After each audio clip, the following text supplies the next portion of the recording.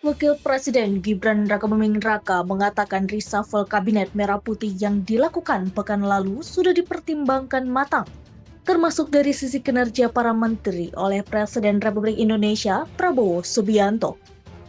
Pernyataan tersebut disampaikan Gibran saat menanggapi pertanyaan wartawan terkait pemberhentian dan pelantikan sejumlah menteri di Istana Negara pada Senin, 8 September.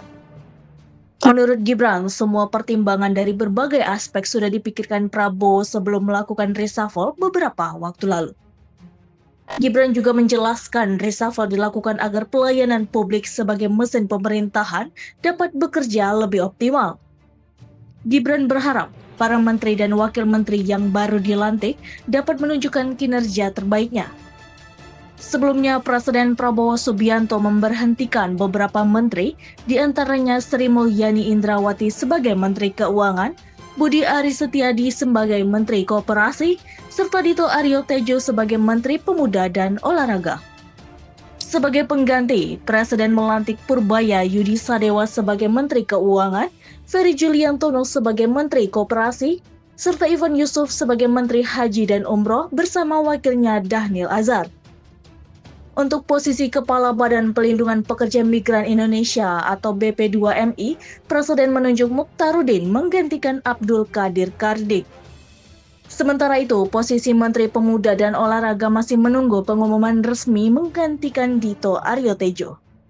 Seluruh keputusan tersebut dituangkan dalam Kepres nomor 86P tahun 2025 tentang pemberhentian dan pengangkatan menteri dan wakil menteri Kabinet Merah Putih tahun 2024 hingga 2029. Sementara itu, founder Citra Institute Yusak Farhan mengamati dari 5 pos menteri yang diganti Presiden Prabowo, setidaknya ada 3 yang memiliki kedekatan dengan Jokowi.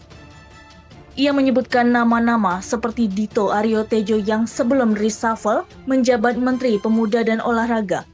Ia menyebutkan nama-nama seperti Dito Aryo Tejo yang sebelum reshuffle menjabat Menteri Pemuda dan Olahraga, Budi Ari yang menjabat Menteri Koperasi, dan Abdul Qadir Karding yang menjabat Menteri Pelindungan Pekerja Migran Indonesia bisa dibilang sebagai titipan Jokowi.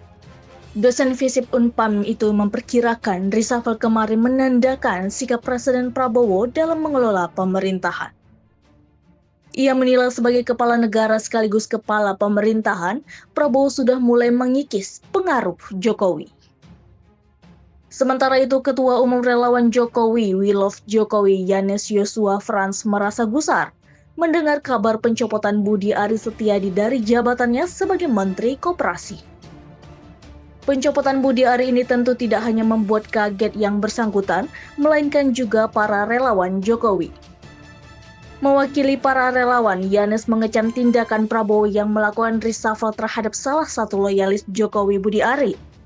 Yanes meminta Prabowo tak bersikap arogan meskipun ia seorang presiden dan orang nomor 1 di negeri ini. Pihaknya pun mempertanyakan alasan Prabowo menyingkirkan orang-orang kepercayaan Jokowi di kabinetnya.